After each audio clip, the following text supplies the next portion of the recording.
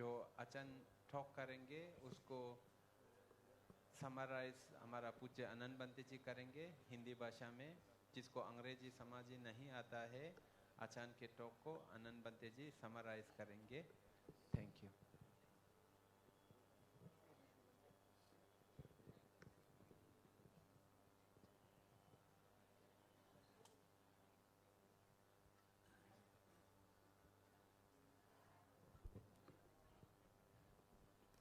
Thank you, Achan. We are very happy to see you. Seeing you already feels very peaceful under this beautiful Bodhi tree. Now I request Bantes to lead the Vandana.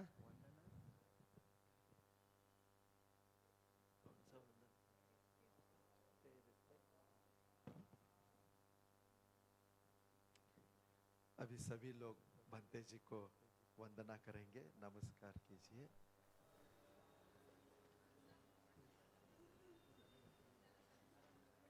सभी लोग हाथ जोड़ के अभी बंते जी को वंदना करके हाँ बोलेंगे, ओ कास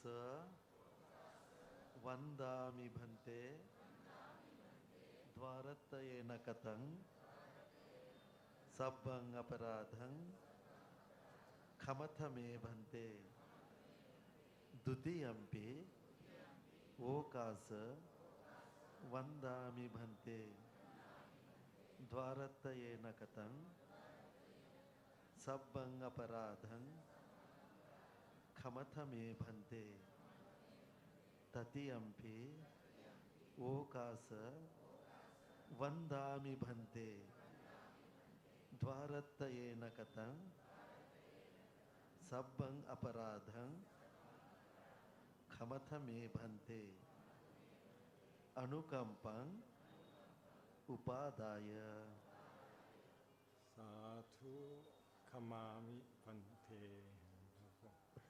साधु साधु।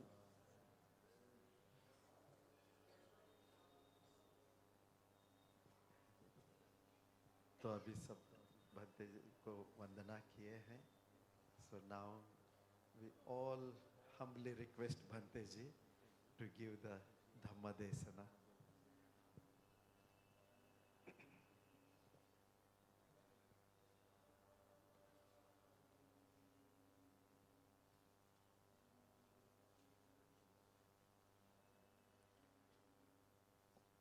Namo tassa bhagavato arahato samma sambuddhassa. Namo tassa bhagavato arahato samma sambuddhassa.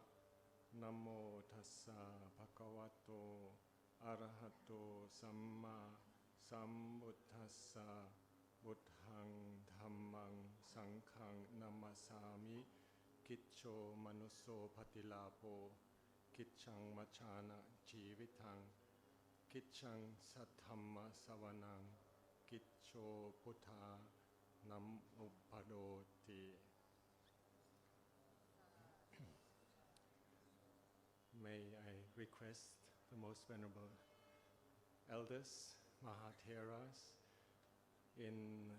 that are present here around the Bodhi tree, Venerable Sanghasena Mahathero, and all the elders here, and the Thai Sangha elders in the tent over there, and extend my warm greetings in the Dhamma to all of you, all of the upasakas, upasikas, and wish us all a good, inspiring time here, coming together in harmony, samakhi, which we recited many times today in the recitation of the Vinaya Pitaka, the Buddhist monastic code in Pali language. Of course, this is a very special occasion for all of us, including myself, and also the group of organizers led by Mrs. Wangmo Dixie and her team, including right now under this setting, the Mahabodhi Society, Bengaluru, and all the helpers on the ground, the Mahabodhi Temple Committee, for example. So it is very beautiful that we have this opportunity. It's not easy to be born in a situation where we get the access to the teachings of the Buddha, or as we say, the Dhamma. And as you know, the Dhamma is actually more than the Buddha's teaching. The Dhamma is there already, and the Buddha was a human being who discovered the Dhamma, rediscovered it. Like an old city, overgrown, he gradually went through the thicket and cut off all the creepers and vines and found the ruins of some old fascinating city, and that's the old city of Dhamma. And particularly being in India, I believe all of us can relate to the idea of there being much ancient heritage underground, some of it already arising right in front of us or in my back, the Mahabodhi Chedi and the Vajra Asana that the Lord Buddha himself was sitting in meditation on 2,600 years ago, and realized that the Dhamma is there in nature as a principle for life, for all animals, human beings, all creatures, all beings. And he realized that the Dhamma is something that can be an aid to all of us in our practice when we fight with obstacles to peace, and when we try to live a life in harmony with nature, with society. The Buddha discovered also very practical ways of approaching this realization of the universal Dhamma.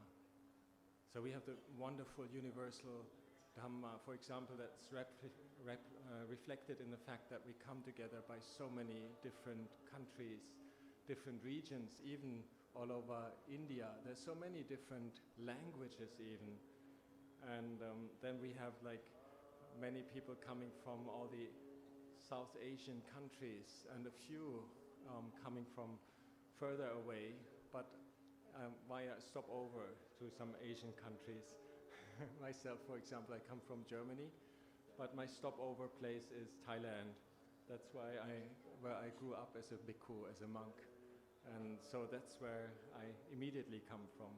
Actually, there is a story of the Buddha asking a little girl in the assembly, where do you come from? And the girl says, I don't know.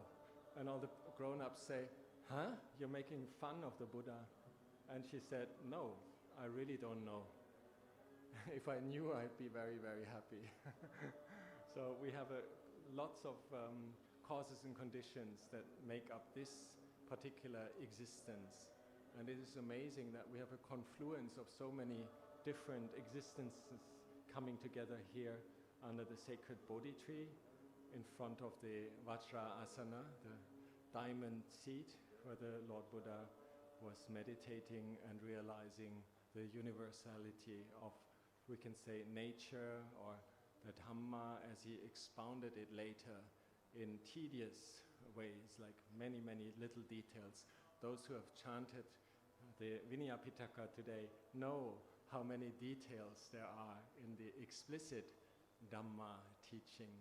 The Dhamma teaching is very, very profound, big, vast, universal, but yet the Lord Buddha pinned it down to little things here and there. For example, when you approach a place of reverence, you take off your chappals. Even that, he had compassion to point that out. It's like we're in kindergarten, we need to learn the basic things, and the realized one says, do this, it's good for you. There's very many little things that we can pick up in the teachings of the Buddha, especially also as monks and nuns. We have like the whole etiquette of the life in following the Buddha, because the Buddha himself, he designated this way of life for his disciples, saying you renounce the world and you don't go astray to all kinds of things that are amusing, entertaining, or like fun, or say deceiving, or too delicious, or addictive, and you come back to your inner world where you can find peace, where you can find some inner source of strength that we wouldn't find if we were outside. Even just hearing the cars, the tuk-tuks outside, we're so blessed that we have a silent space and have a place where we can come inside and develop the Dhamma, the peace, the freedom from suffering in our hearts. So I'd like to ask Venerable Anandaji to be so kind to give a brief summary of what I was saying in Hindi.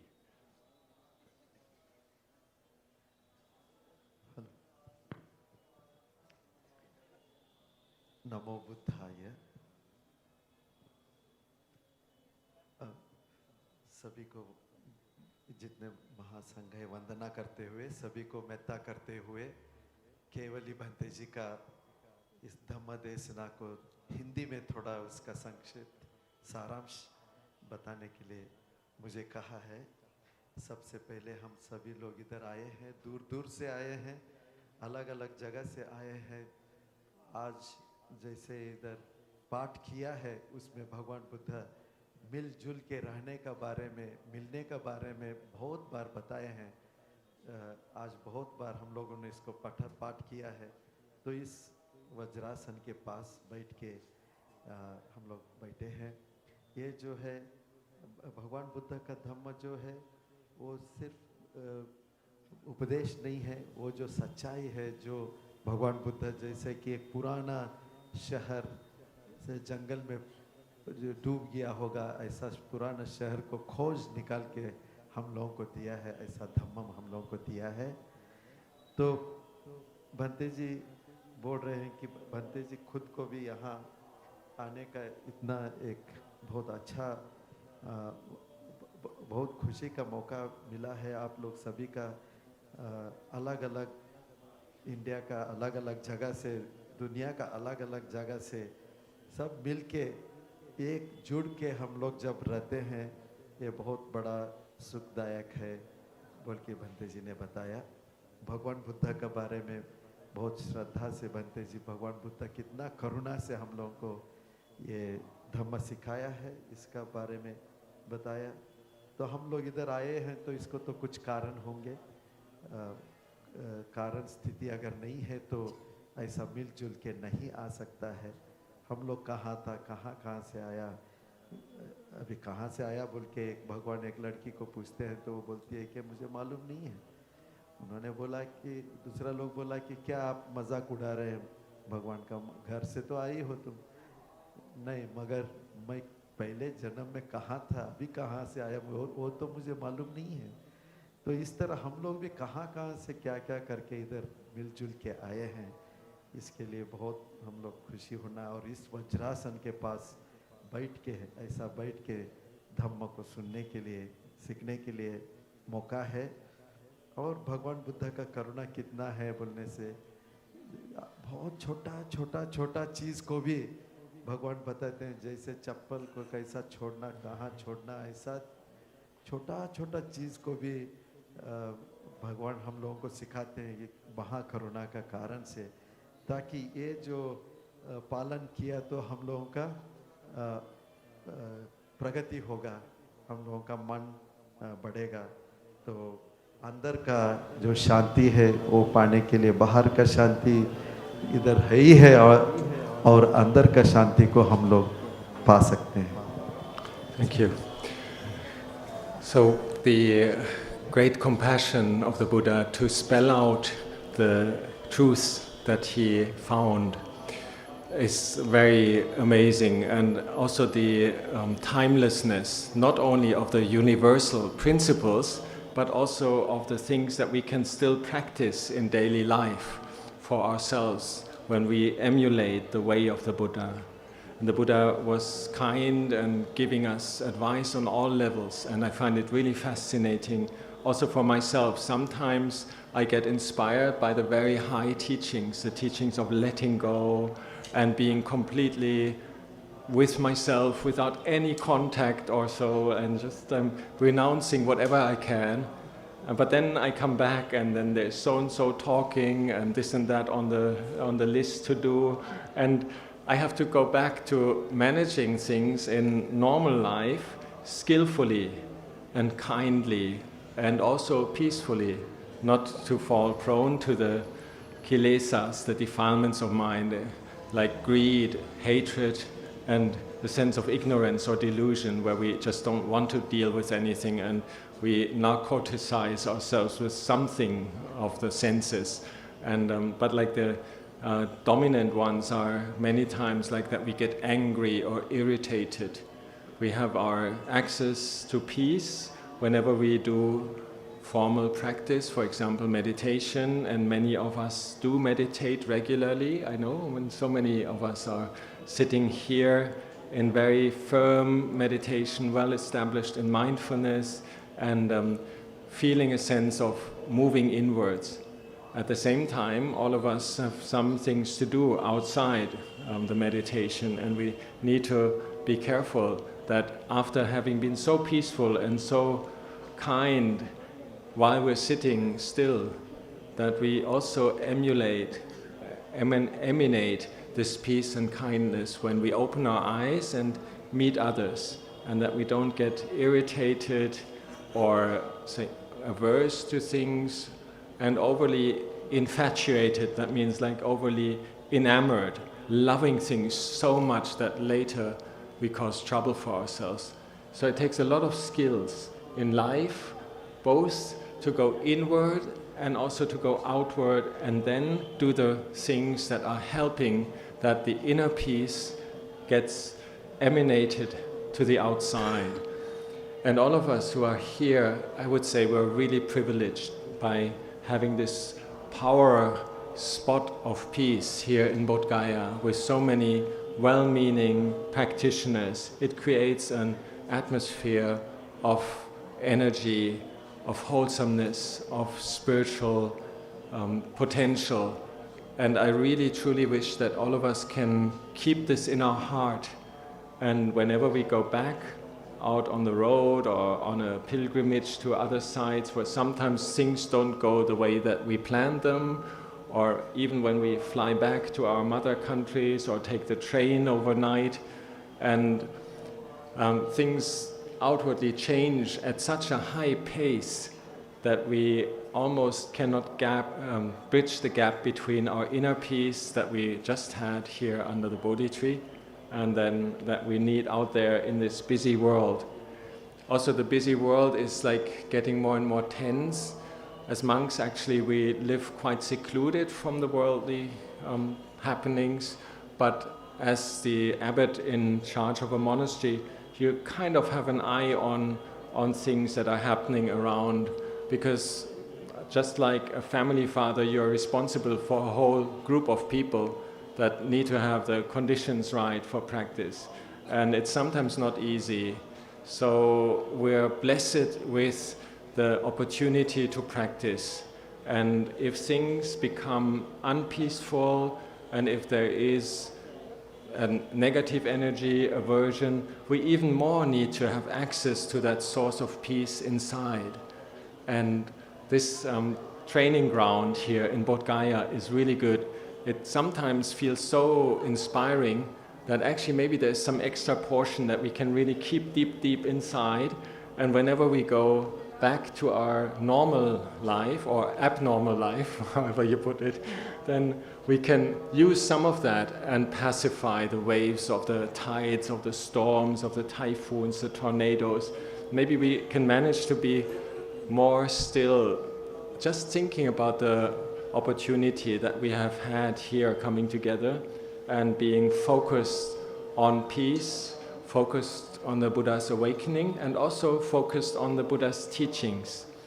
So the recitation today for me was very inspiring as well. It's not only about the very abstract big dhammas that cover everything. For example, the Four Noble Truths, like about suffering, the cause of suffering, cessation of suffering, and the path leading to cessation of suffering, but also about the inner way of relating to these things, keeping them, but then having all these particulars. For example, today reciting the rules of the monks, which are very meticulous, very detailed, and they're all about trouble. Even monks cause trouble.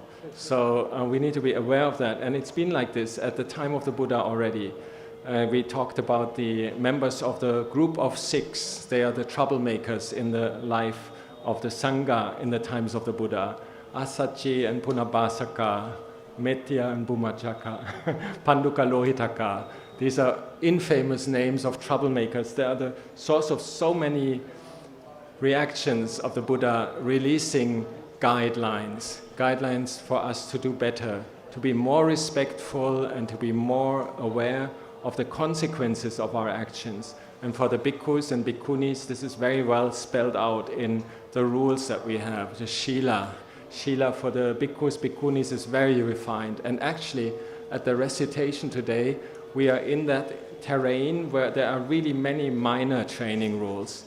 We have already recited in the last 2 years the 227 training rules for the bhikkhus, which are the major outline, the things that are really confessed every fortnight by the bhikkhus, that every bhikkhu really needs to know. And we have the recitation, the patimokkha, which will be demonstrated on the 5th, at the full moon, and for all of us to hear.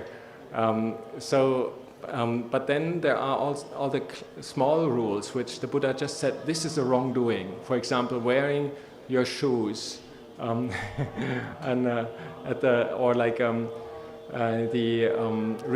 of respect, or things that we talked about today, the misbehavior of a certain monk.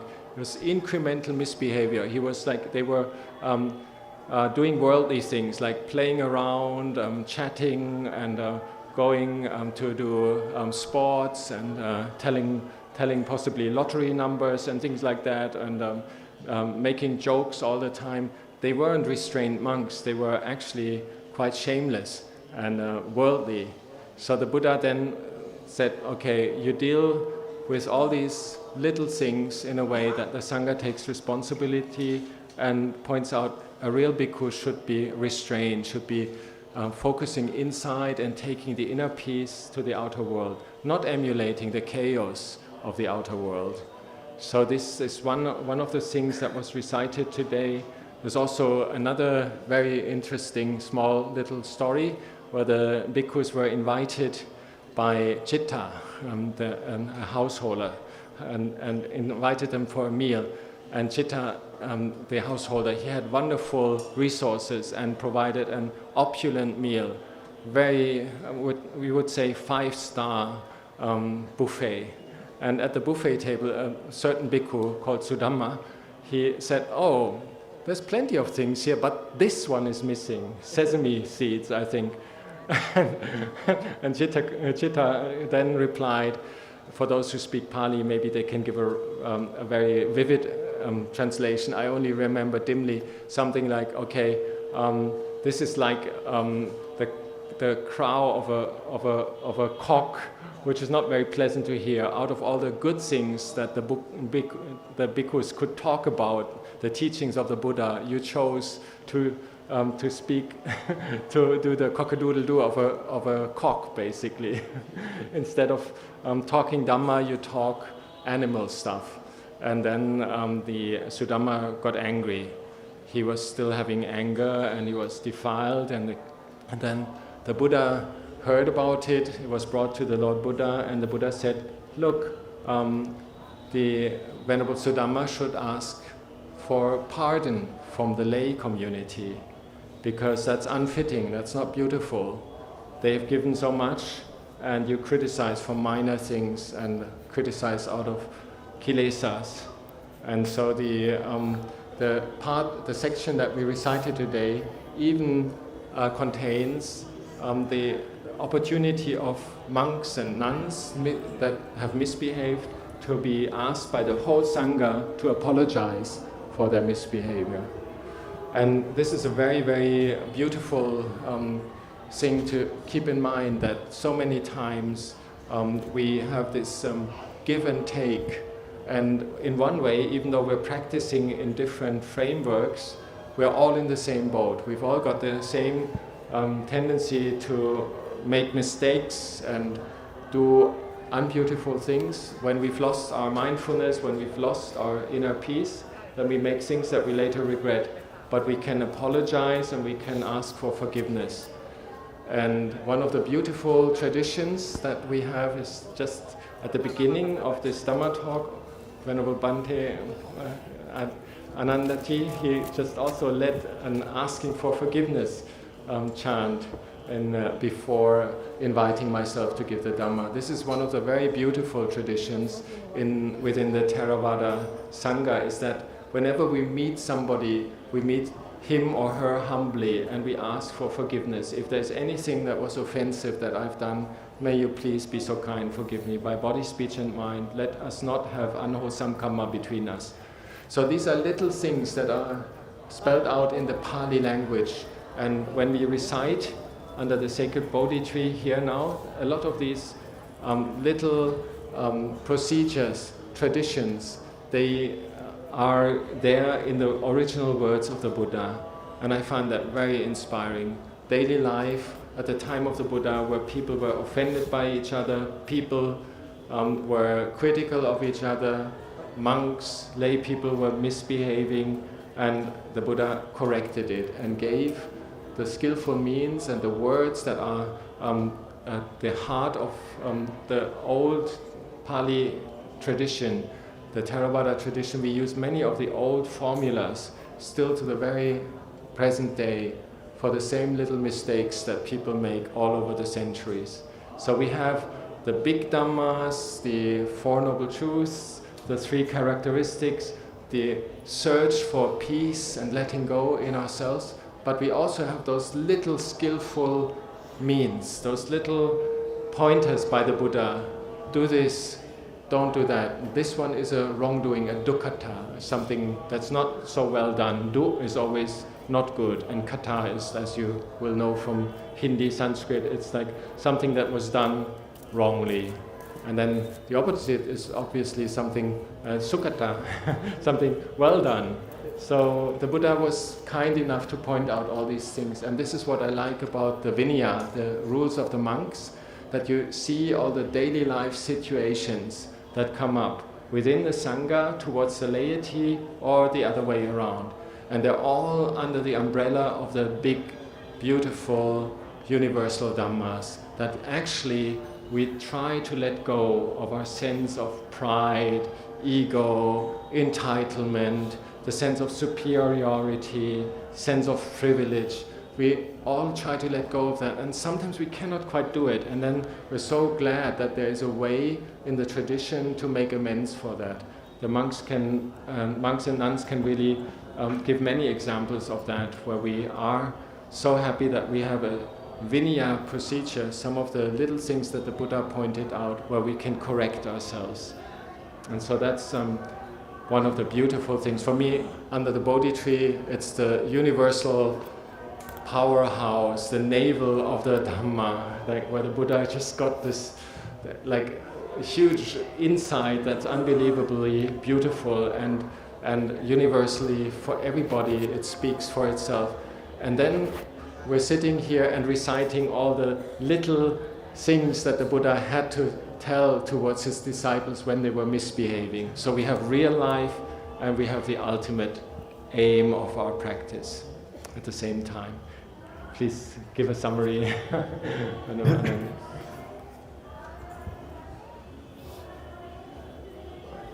Bhante जी बहुत सुंदर से बताए हैं। भगवान बुद्ध का ये जो करुणामयी धम्म है, ये तो समयातीत है, हमेशा के लिए, आज भी हम लोगों के लिए बहुत ज़रूरी है। और हम लोगों का जो स्वार्थ है, इसको कैसे हम लोग निकाल सकता है, जब स्वार्थ निकाल सकता है तो अंदर में हमारा मन शांत हो जाता है। और जैसे लोभ हो गया, द्वेष हो गया, अज्ञान हो गया, ये सब का अंदर कैसा नहीं फंसना, इसका बारे में भगवान बुद्ध बहुत छोटा छोटा बातों को लेके भी समझाते हैं। और चाहे वो अंदर का शांति हो, हम लोग तो ध्यान करके तो शांति पाते हैं, मगर जब बाहर का दुनिया में आते हैं तो उस समय कैसा हम लोग उसको मैनेज करते हैं, उसका बारे में हम लोग सोचना है। बाहर में भी ऐसी शांति को ये करना है। अंदर का जो शांति है बाहर वो प्रज्वलित होके आना है। अभी इधर बुद्ध गया में बैठते हुए हम लोगों को एक बहुत विशेष शक्ति भी मिलता है इधर। और हम लोगों का जीवन में हो सकता है कभी कभी तूफान आते हैं, कभी कभी तकलीफ आते हैं, उस समय में भी शांति से कैसा रहना, यहाँ का शांति आप अपना दिल में अंदर गहराई में उठा के ले जाओ और अपना जीवन में उसको उसका प्रयोग करो बोल के भंते जी बताया। अभी भंते जी एक बहुत बड़ा बिहार का मुख्यस्थ है, वाट पानाना चाट भंते जी का बिहार का नाम है।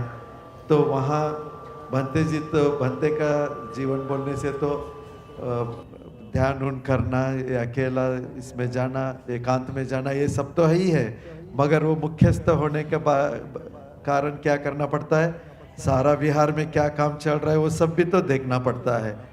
मगर जब उसको देखते हैं तो मन का अंदर कोई विकार न जगे, वो ऐसा मन को रखते हुए देखना पड़ता है। ये भी एक बहुत बड़ा अच्छा प्रैक्टिस है बोल के भंते जी ने बताया।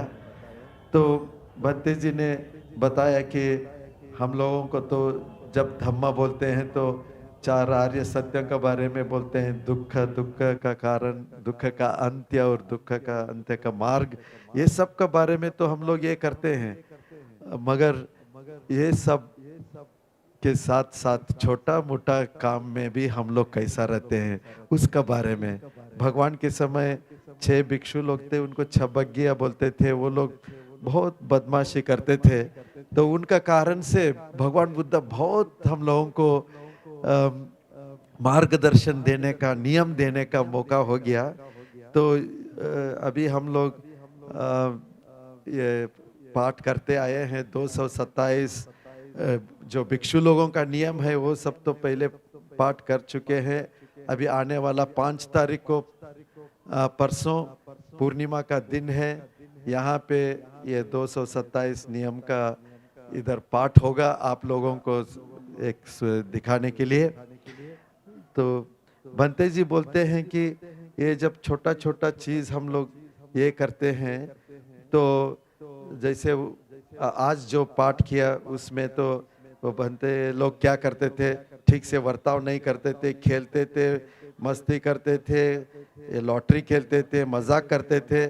तो ये सब को करते हुए भगवान बुद्ध उनको बुला के उनको समझा के डांट के उनको समझा के ये किया है।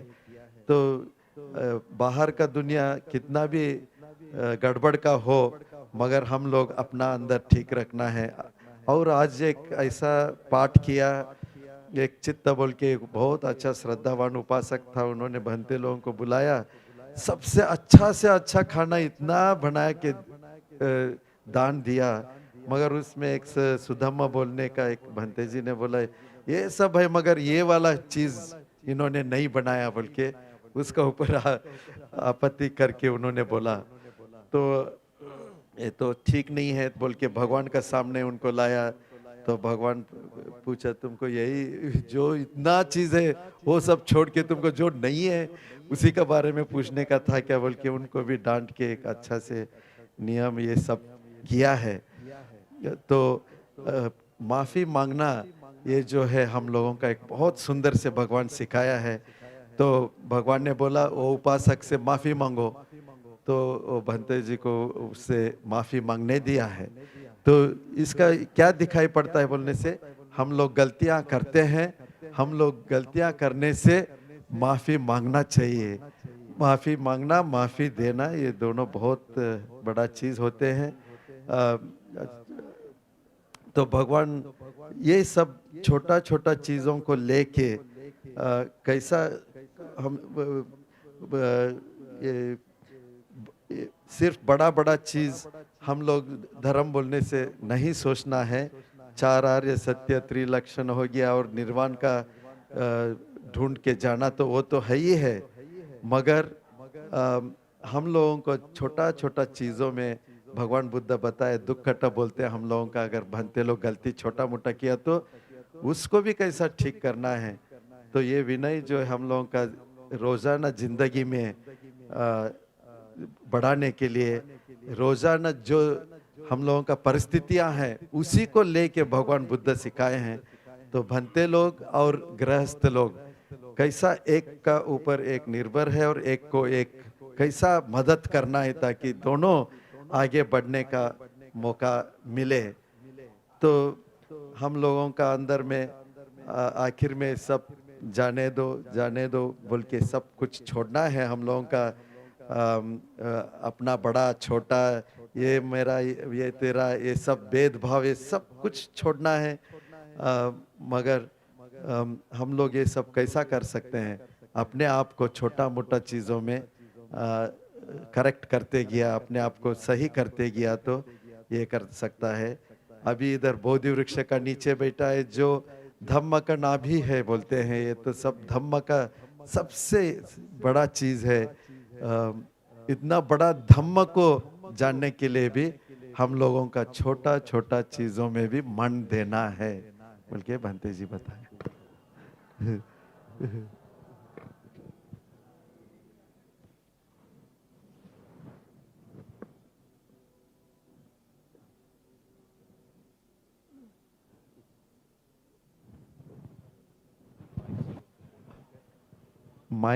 माइक ऑन कीजिए भंते जी का।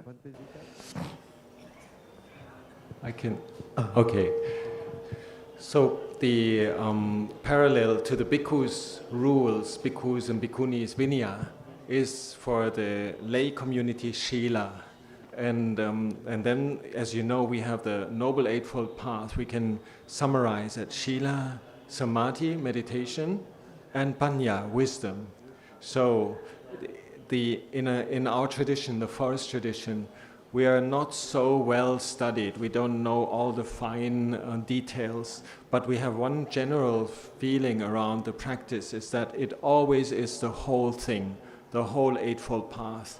For example, we have the daily life things that we need to be careful about, being respectful to each other, being forgiving to each other, not fighting, not killing, not stealing, and not having sexual misconduct and alcohol and drugs and all these addictive things. That these are the basics which the Lord Buddha spelled out in detail for the monks even more so, and for the laity as a foundation. But to be able to do that, we have to have meditation, we have to have peace of mind, we have to have the inspiration and the uplift that we can do better than our basic normal instincts where we sometimes get aggressive, sometimes get impatient.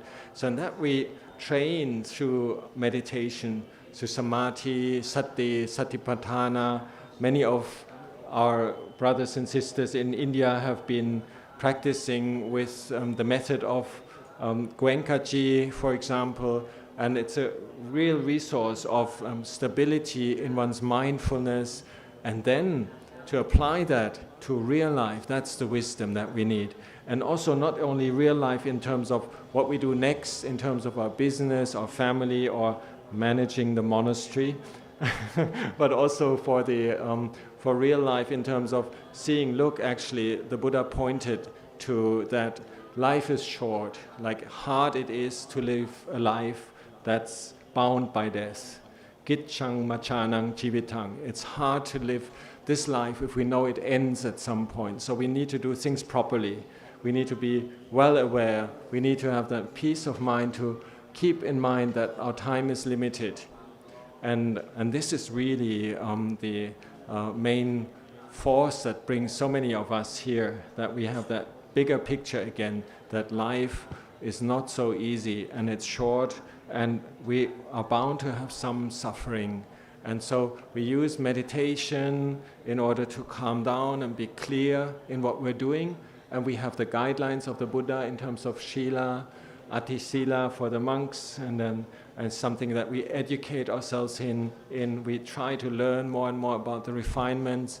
We express it in our daily actions on mundane level, but it takes us to a different space of being beyond the trouble of the world. Because if we have a pure heart, not only equipped with peace when we're meditating, but also carry this pure heart out into the world, then this becomes one whole thing. We are able to then face the challenges and let go of the things that want things to be special for us, or easy for us, or always happy for us. But we're right there in adapting to whatever is happening. We can let go. We can let go of our preferences, not liking anything in very specific way, and not being averse to things or people in a specific way.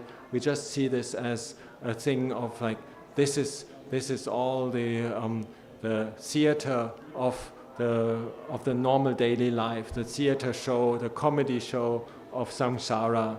And we go back to saying, I am doing things that are profitable to peace, they're leading to dispassion, they're leading to non-accumulation of these things like that are only there for a short time.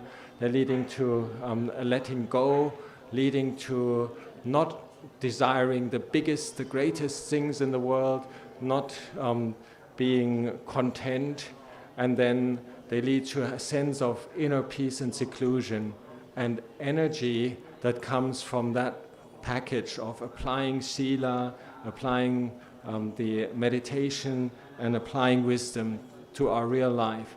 And then eventually we're just very easygoing. Wherever we go, we're easy to get along with. We're very comfortable with whatever comes. Somebody invites us to a full buffet, we don't say, that one is lacking.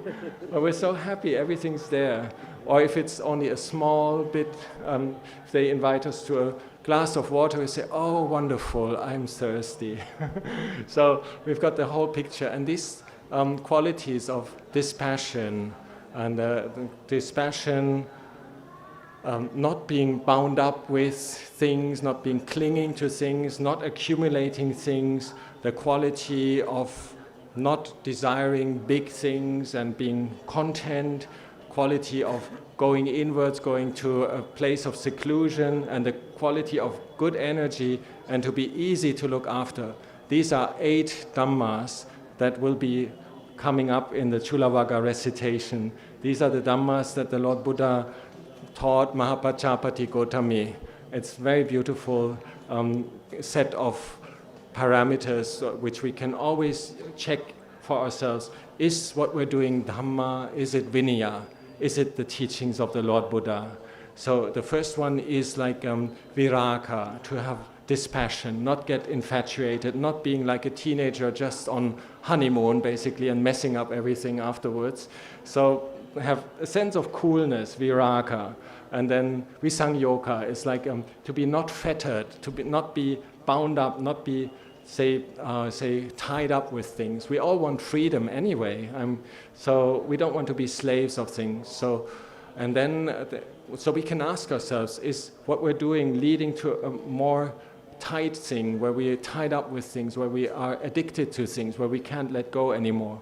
And then the non-accumulation and the desiring of the smaller option. If somebody gives you a whole bar of chocolate, you just take one piece.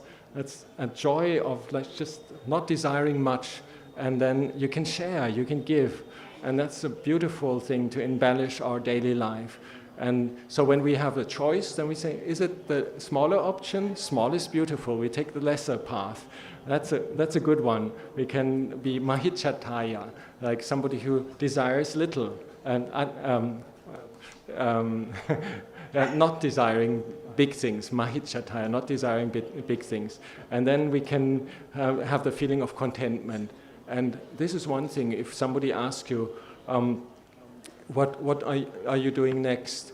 And then we can check, is this like something that I really need, or am I content already? For example, I would love to go to this holy site every week of the year, 52 times, but I don't think it's really possible, and it would be quite a hassle. And so I say, no, I'm already content where I am. I live in Ubon Ratchathani, it's great. There's a peaceful monastery there, and there's lots of faithful people. As much as I love Bodhgaya, once a year, maybe twice a year, I'm happy with whatever there is. So we can be like a fewness of wishes and contentment. And then we have that sense of seclusion. We can go back to a simple life, a life like the hermits, like the ascetics. When you read about the teachings of the Buddha in this holy land, how he was walking around the Magadan countryside here in Bodhgaya for the Jetian Valley, for example. Like he was walking like a pilgrim, like wherever he goes, everything is very simple and natural. And so we can have that sense of seclusion from the troubles of the world, seclusion from luxury, seclusion from convenience, going back to the roots. Like maybe you see some of the monks put up their meditation seat under a great banyan tree or a great Bodhi tree. Just like the Lord Buddha, when he went to Uruvela Senanikama, he saw this beautiful Neranjara river and the place suitable for viveka. And that's exactly what he then, when he was in enlightened, he said, oh, viveka, santasa, tutasa, like the bliss of being secluded, being peaceful in yourself. So we can carry that on, and wherever we go with a sense of detachment, viveka. And that brings up energy, that brings up the sacred power of like, it's all in my heart. I don't need the entertainment and the extra stuff. I don't need technical gadgets, actually. I don't need to have like fast cars, fast trains, fast planes. Actually, I can also walk. I can also be very happy with little things, and I get energy from that. Knowing that we renounce something, it gives us a sense of wholesome pride, a sense of fulfillment. Yes, I can do without it. Yes, I can let go. Yes, I can do little things. Yes, I'm happy to share. I don't need the big part for me. So these are things that the Buddha pointed out to Mahapajapati Gotami, the first Buddhist nun, who asked him for advice when going into seclusion, when going into meditation. So, and he said, like, these are the criteria that you can check out whether what you're doing is in line with the Buddha's teachings, or whether it is not in line, whether it leads to the fulfillment of the Dhamma and the Vinaya. So this is like another little section for Venerable Bhanteji to summarize, and then I'll open up for some questions.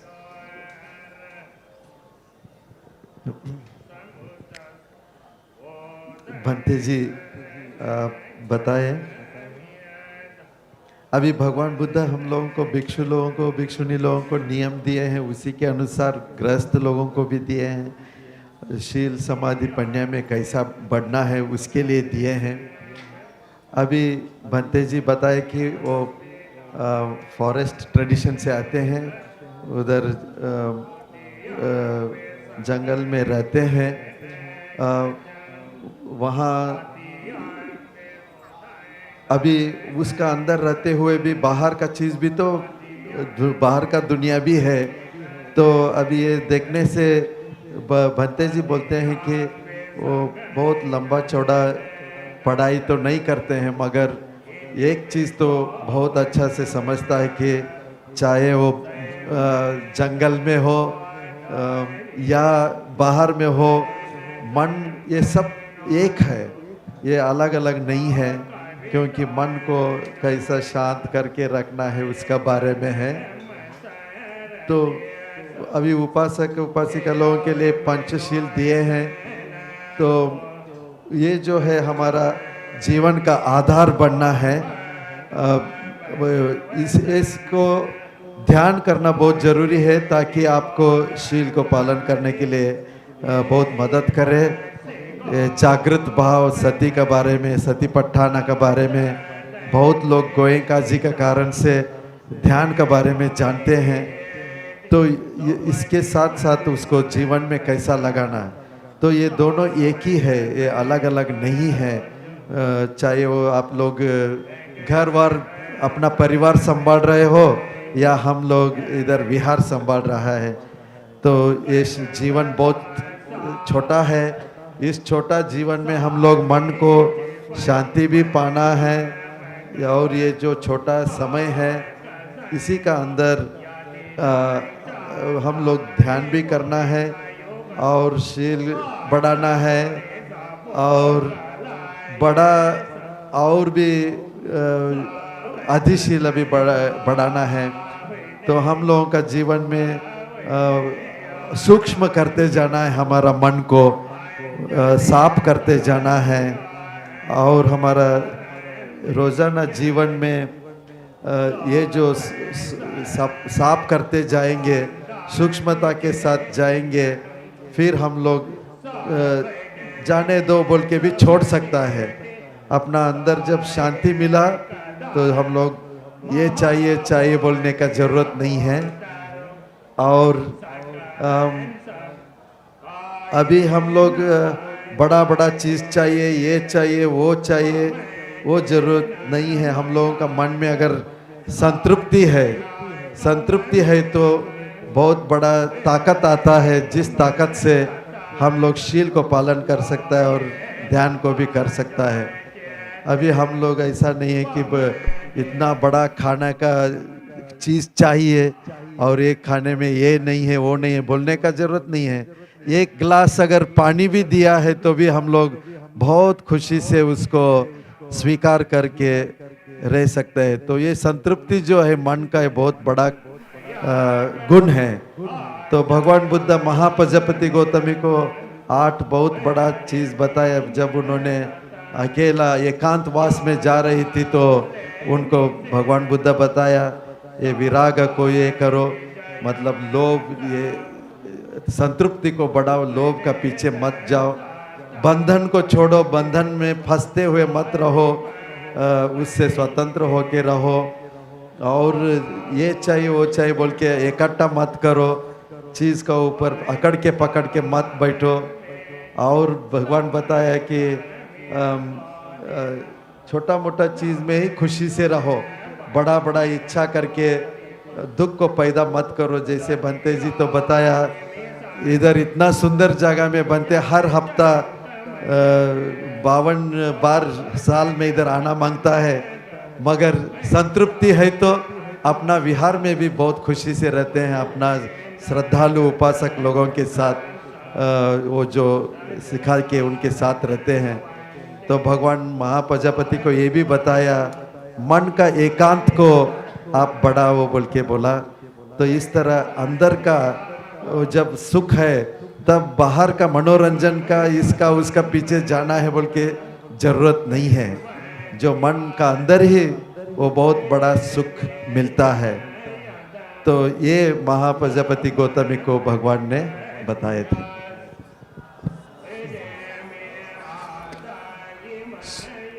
So, is there anybody who would like to ask something that I can give guidance with? Usually we have like the opportunity to ask a few questions at the end. किसी का कुछ प्रश्न है तो पूछ सकते हैं। बंते जी प्रश्न पूछने के लिए अवकाश दिए हैं।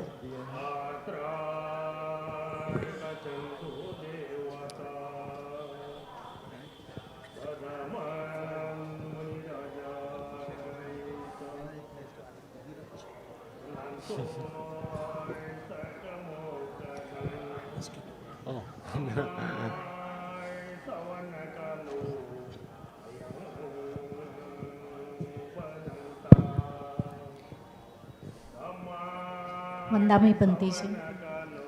My simple question is, we get annoyed with certain things like just now.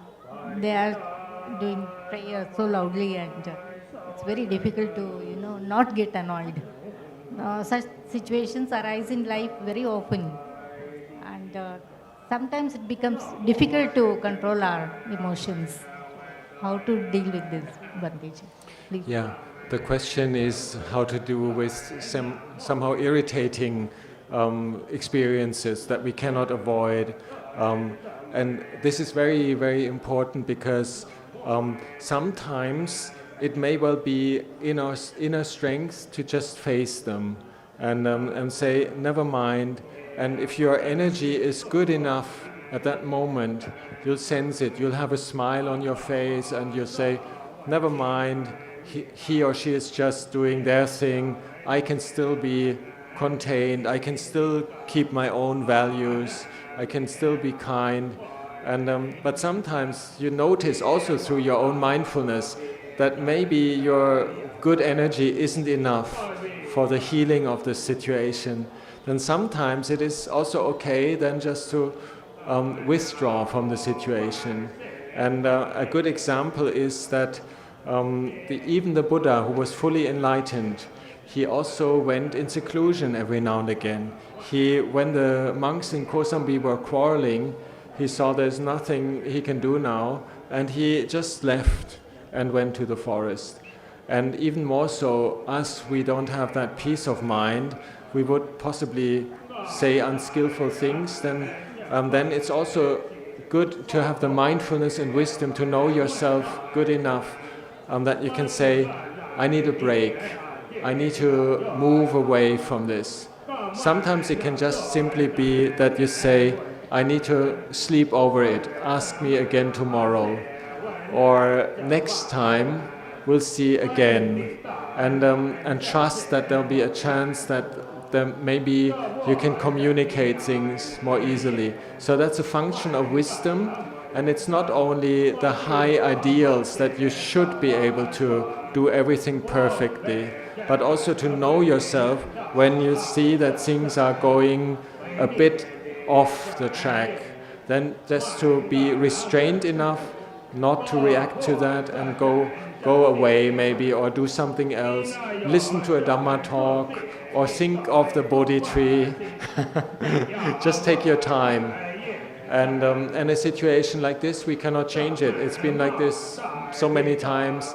So we know this already. So actually it's quite fun. I can almost say I enjoy it. I would miss it if it wasn't that we had this like special chanting in the background. And also, similar to in my monastery, sometimes you get the dogs walking into the shala.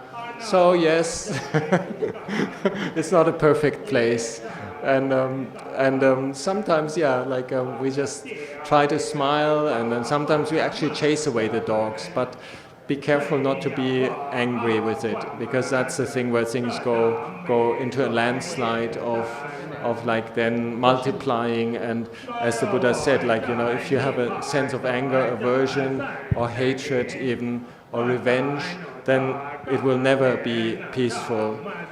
That's a very, very profound ancient wisdom that the Buddha said. Like, if we still have a seed of like, I really want to kind of retaliate, say, pay back with unfriendliness, then the issue won't stop, that the Buddha said.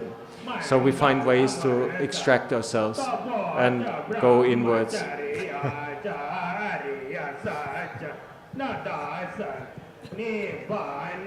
नमो बुद्धाय। मुझे एक question पूछना है हिंदी में। मैं हिंदी में बोलूँगी, English में नहीं आता है। मतलब पूरा वर्ल्ड बुद्धा को इनडायरेक्टली फॉलो करते हैं, तो डायरेक्टली फॉलो करने में उनको क्या दिक्कत होती है?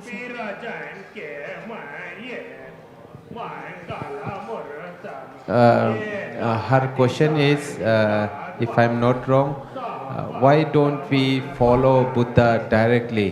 Why we follow Buddha indirectly? What is the problem in following Buddha directly? Is her question. Yes, we try. We try as much as we can to take it directly. Sometimes times have changed and the Buddha was silent about certain things that are happening these days. For example, the way people spend their lives in front of screens and with fast economy and money and things like that. The Buddha didn't predict or didn't give us any guidelines. So then we have to take the spirit of the Buddha's teachings and practice in that. And that relates to a lot of transfer. We need to translate the teachings from the Pali canon into our daily experience, into our situation right now. And wherever we can follow them directly, we do. Sometimes we memorize very simple teachings of the Buddha, and then we can, it's almost like magic, they come back to us in the situations that we need them. Then we can feel, yes, we're practicing directly in the footsteps of the Buddha. Or when we're practicing according to these, for example, these 8 principles that the Buddha was teaching to Mahapajapati, then we can always say that's always right, to do something that leads to dispassion, to fewness of wishes, to contentment. That's always right. And then we are practicing the Buddha's teachings directly. But it's up to us to spot these things and not be dissatisfied with it. Like also in meditation, letting go, an ultimate sense of freedom. I believe everybody has a little bit of that. Otherwise, we wouldn't be here. Otherwise, we would be doing all kinds of other things. And but if we have that little seed of wanting to do exactly what the Buddha wanted us to do, then if we have that, then we're nourished to make this more whole and more spreading towards other areas where we possibly are in situations that aren't so easy. For example, in meditation, if the Buddha says let go, or just watch the breath, or Pachupatita hoti, just be established in the present moment, then we're doing it directly in line with what the Buddha asked us to do. But many times we actually cannot. We're somehow misled by other things, like many factors coming in, the kilesas, our restlessness, for example. And then we need a way of coming back and using the wisdom faculty to bring those teachings back to a direct path. If we can do it, whenever we can, we are happy. We'll be so happy. And whenever we cannot, then we try to link whatever happiness we had in certain experiences to the new experiences. So that's would be my answer. Why are we not following the Buddha directly? Yes, we are in some moments, but many moments we actually forget about it. So then we remind ourselves, and that's also part of mindfulness, to be able to call yourself back. No, the Buddha said less is more, or the Buddha said renounce things, or the Buddha said, does this lead to passion? Then don't do it. Does it lead to addiction? Then don't do it. So we need a lot of very skillful tricks to catch ourselves to be on the path of the Buddha. I believe that's really the case, and that's what we need to train ourselves in. If we were in a very conducive society where everybody around us is spiritually minded, it may be easy. You get backwind from other people helping you to stay on the path. And I wish that to everybody, to make spiritual communities where you get that sense of support. And then it becomes easy to say, yes, I'm in the footsteps of the Buddha. But if you're out in a more secular situation, sometimes it becomes really complicated. And then all we can do is find back the way to the direct experience that we already have. I believe everybody here has had a sense of peace arising in the heart, despite outwardly difficult situations. And then we recollect that capacity. Yes, we can do that. Yes, we can be in the Buddha's teachings, in the Dhamma, despite obstructing things outside.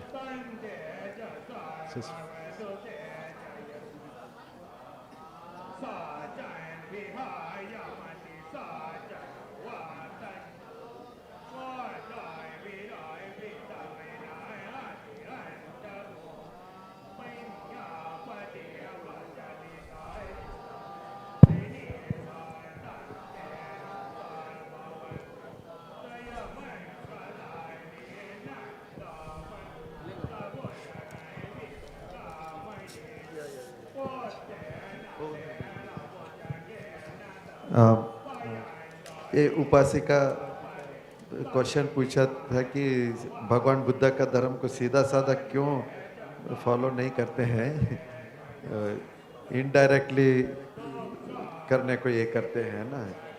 तो भंते जी बताएं।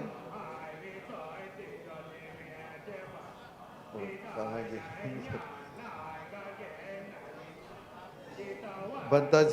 भंते जी बताएं। अभी कभी कभी हम लोग सीधा साधा उसको पालन करते हैं, कभी कभी इनडायरेक्टली भी करते हैं, करना भी पड़ता है। अगर आपको अभी आपको कोई तकलीफ है, कुछ है, तो उस समय अगर आपको भगवान बुद्ध का धम्म मालूम है तो सीधा साधा उसको कर सकते हैं। कभी कभी ऐसा है सिचुएशन जो भगवान बुद्ध का धम्म का धर्म का जो सार है उसको लेके आप उसको उस परिस्थिति में कैसा उसको चलाना है, आपको थोड़ा दिमाग चलाना पड़ेगा। इसीलिए बंते जी भी बताएं, कुछ कुछ धम्म को हम लोग याद करके भी रखना अच्छा है, क्योंकि कभी कभी वो तकलीफ का समय में वो याद जो है यादगारी काम में आ जाता है। जैसे महाप्रजापति गौतमी को भगवान बुद्ध ने बता के भेजा कि लोभ मत करो, संतृप्ति से रहो, जाने दो बोल के छोड़ो, ये सब जो उन्होंने सिखा के भेजा तो उन्होंने उसको याद करके पालन भी कर सकते थे। तो अभी अगर हम लोग भगवान बुद्ध का सही सीधा पालन करना है तो इस वक्त में क्या हो रहा है उसको देखेगा तो भगवान का धर्म के अनुसार इधर ही है। हम लोग अपना खिले से जो है क्लेश मन का विकारों को हम लोगों को गलत रास्ता में ले जाने को नहीं देना है, और अपना आप में हाँ हिम्मत रखना है। जो धम्म मुझे मालूम है मैं इसको कर सकता हूँ बोल के हिम्मत से खुशी खुशी से उसको ये करना है। इसीलिए भूल भी जाएगा मगर फिर भी बार बार याद करने के लिए कोशिश करना है ताकि हम लोग गलत रास्ता में न जाए। इसीलिए भगवान बुद्ध भी बताया, अभी हम लोगों का एक धम्म का एक धम्म मित्र लोग अगर साथ में हैं ये बहुत जरूरी है। अगर हम कुछ गलत कर रहे हैं तो भी वो लोग हम लोगों को भी सही रास्ता में ले जाते हैं। तो इसीलिए भंते जी बताया कि हम लोग अपना कुछ चीज़ डायरेक्टली जैसे भगवान बताया वो भी करना है, कुछ चीज़ भगवान का धर्म से लेके कुशलता के साथ उसको जीवन में लगाना है। So I'd like to summarize by myself because we have another only short period. Just wanted to give one more conclusion because it is really special that we are here all together at the spot where the Lord Buddha realized the ultimate teachings, and at the same time we're reciting the relative conventional teachings for daily life which have been kept over 2,600 years through the recitation of the Pali, of the words of the Buddha. And so we're fortunate to have like the ultimate teachings of letting go of peace, which we desire so much, plus the interim do's and don'ts, Shila, and the Sikkhapada, the training path for the monks and nuns, and a gradual training leading towards the full understanding of the Dhamma. And also we are fortunate that we share this because we are coming from so many different particular situations of life. Just the diversity of this group here is unique, and we're all under the umbrella of the universal Dhamma. At the same time, we're reciting the teachings in particular and have kept these guidelines that the Buddha outlined, even in the little daily life things for the monastic sangha, for the laity. And so we have many, many tools together. And this can be a good backwind for ourselves. If we feel confused, if we feel distracted, if we feel there are obstacles, to come back to that sense of, okay, there is a universal truth. There is a universal teaching. The Buddha found it, spelled it out in 84,000 Dhammas, and we're able to recollect certain parts that are meaningful for us and use them, apply them directly to our life.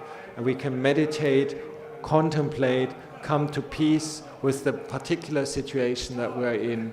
And on this gathering, it speaks for itself that there are so many different nations, different people, different languages, even nationalities here. And we're all under the umbrella of the teachings of the Buddha, both in the ultimate sense that we're on the spot of the Buddha's ultimate realization, and in the conventional sense where we recite the teachings. And it's great that we are able to do this here in this place in India, where the Buddha lived and taught, and have that connection. I love it to be in the old holy sites, or anything that speaks of that there is a timeless truth that the Buddha pointed out in various ways. And so we are fortunate. So I wanted to add this as a summary. We're very fortunate to be here, and may the spirit of this gathering and many further gatherings carry us to make this world a more livable, peaceful, a more Dhammic world. And may everybody prosper in the Dhamma and realize the path of the Buddha's teachings by himself, herself, in no long time. I'd like to offer that for reflection. साधु साधु। भंते जी अभी समय का अभाव का कारण से इधर समाप्त करने चाहते हैं। तो अभी हम लोग ऐसा जगह में बैठे हैं जहाँ पे भगवान बुद्ध का सबसे परमार्थिक सत्य को जान लिए थे। ये तो बहुत बड़ा सत्य का ये हो गया भगवान बुद्ध का जीवन में, मगर हम लोग जो अभी पाठ कर रहे हैं पाली भाषा में, ये भी बहुत ज़रूरी है, ताकि इसी से तो हम लोग सीखते हैं। हम लोगों का ज़िंदगी में अकड़ के पकड़ के नहीं रख के जाने दो बोल के छोड़ने का ताकत बढ़ाना है। और हम लोगों का भंते लोगों का हो, भिक्षु भिक्षुनी लोगों का नियम का तो हो ही गया है, सब लोगों के लिए है। तो अभी छोटा ज़िंदगी का छोटा छोटा चीज़ों में हम लोग, चाहे भंते लोग हो और या उपासक उपासिका हो, इस समय हम लोगों का ज्ञान से हम लोग देखेंगे, उसको बढ़ाएंगे। भगवान बुद्ध का जो धर्म है 44,000 धर्म जो है, ये सब हम लोगों को वही 84,000 जो 84,000 जो धम्म है, ये हम लोगों को सभी को उसी तरफ ले जाता है। और इसलिए हम लोग ध्यान उन भी करेंगे, जिंदगी का अंदर भी उसको डालेंगे। हम लोग अलग अलग देश से, अलग अलग भाषा से, सभी लोग हम लोग भगवान बुद्ध का छत्री का अंदर इधर छाया में आए हैं। तो भगवान बुद्ध का ये चाहे हम लोग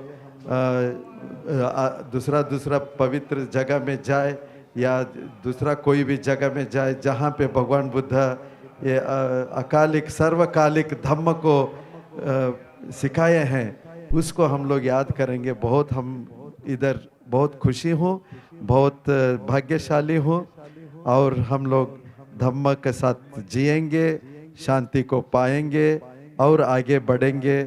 उसका अनुभव, सबसे बड़ा चीज़ का अनुभव भी करेंगे। आप सभी को भंते जी आशीर्वाद किया है कि जल्दी से जल्दी वो जो महास्थिति है निब्बाण का, वो जो है जल्दी से जल्दी मिले।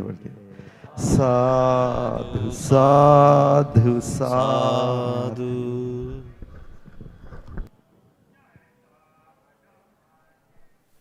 खुश रहो। साधु साधु साधु। Oh, sadhu, sadhu, sadhu.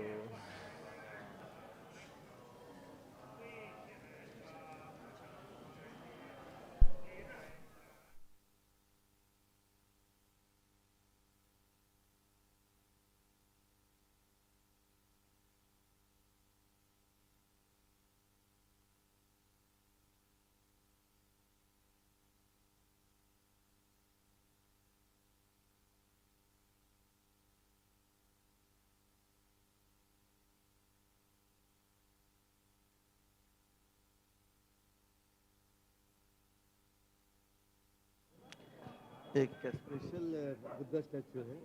जी बंटे जी, बहुत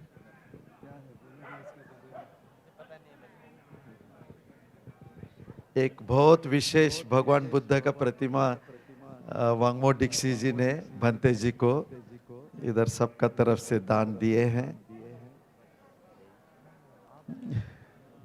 साधु साधु साधु।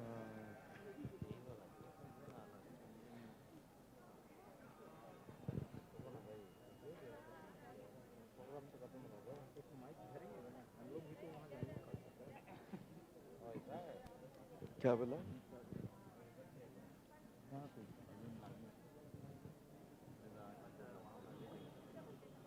यही मशीन ले लेंगे क्या? उधर तो है ना अलग, तो पूरा सेटअप हो जाएगा, मैनेज कर।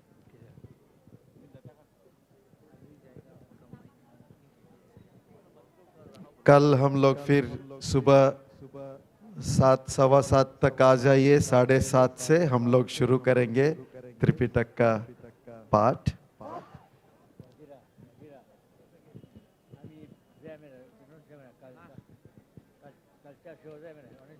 ओ,